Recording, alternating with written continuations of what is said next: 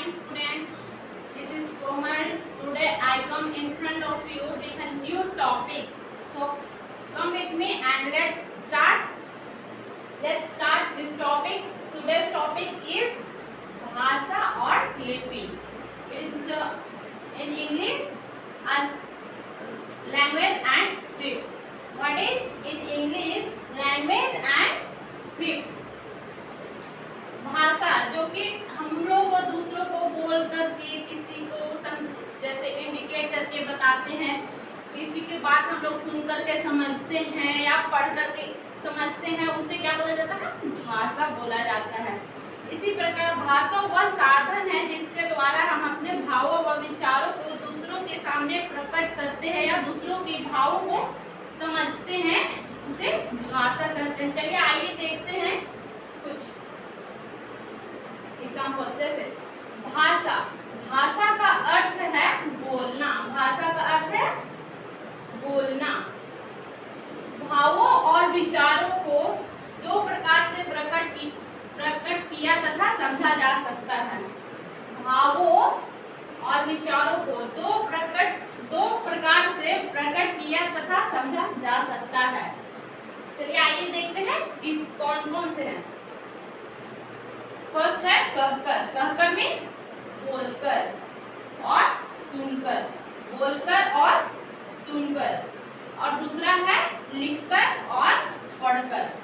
दूसरा कौन कौन सा है? लिखकर या पढ़कर. हम अपनी भाषा को किसी को समझाने के लिए या तो बोलते हैं या फिर किसी चीज पर लिखते हैं या फिर किसी चीज से इंडिकेट करते हैं उन्हें अपनी भाषा को समझाने के लिए.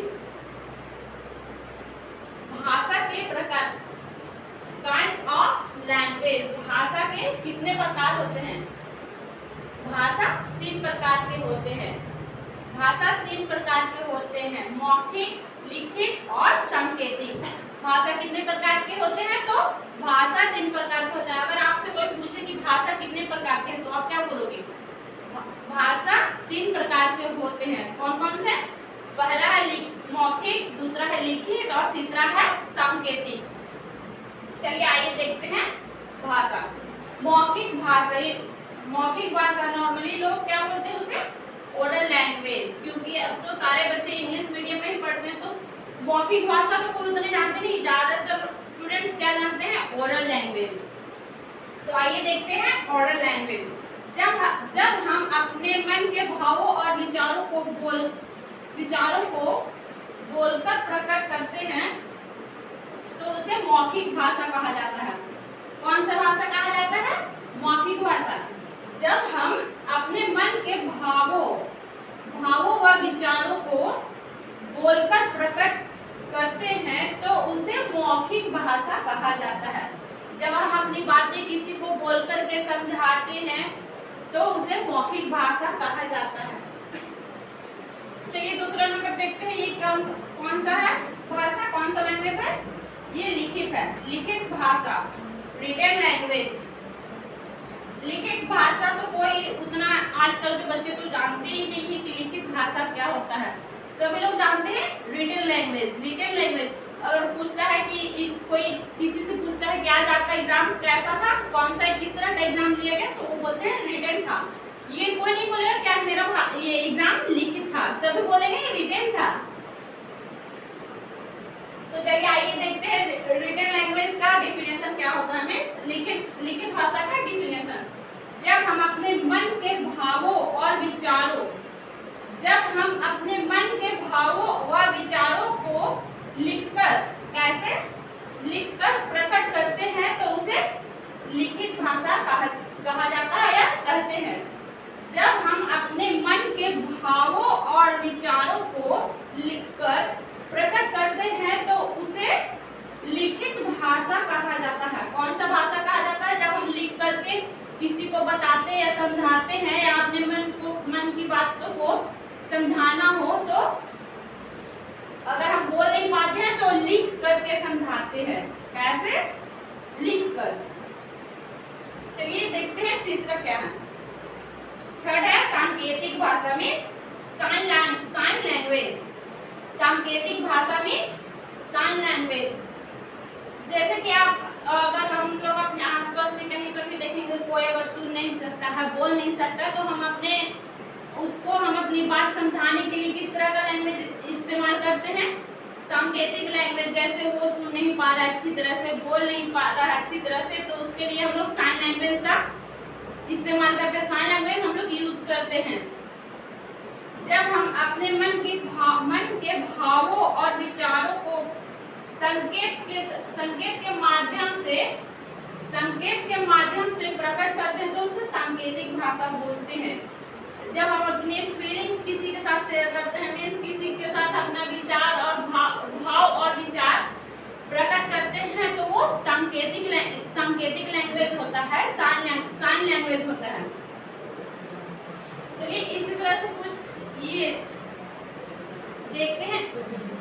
लिपि मीन्स स्क्रिप्ट। जब हम पढ़ते हैं, जैसे कोई एग्जाम फेस करना रहता है तो वहाँ पर भी लिखना पड़ता है कि कौन से लैंग्वेज में हम ये अपना क्वेश्चन पेपर को सॉल्व कर रहे हैं, तो वहाँ पर भी लिखना होता है कि हम कौन से लैंग्वेज में कर रहे हैं। तो चलिए देखते हैं।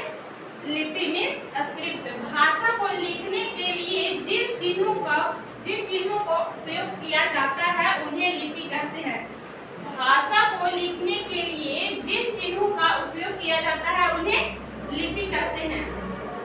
हिंदी भाषा की लिपि देवनागरी है। मीन्स हमारी जो हिंदी भाषा है उसकी लिपि क्या है? देवनागरी है। चलिए यहाँ पर देखते हैं कुछ भाषाएं और उनकी लिपियां। तो हिंदी भाषा की लिपि क्या है? देवनागरी है। और अंग्रेजी भाषा की लिपि क्या है? रोमन है। संस्कृत भाषा की लिपि क्या है? देवनागरी है। उर्दू भाषा की लिपि क्या है? फारसी है। एंड पंजाबी भाषा की लिपि क्या है? गुरुमुखी है। इसी तरह से कुछ और लैंग्वेज होते हैं, उनके भी कुछ और देवनागरी लिपियां होती हैं। और जैसे कि हम लोग भाषा देख रहे हैं, तो भाषा में मतलब जैसे विदेशों में उनके अपने भाषा होते हैं, तो वहाँ पर अलग अलग लैंग्वेज बोले जाते हैं।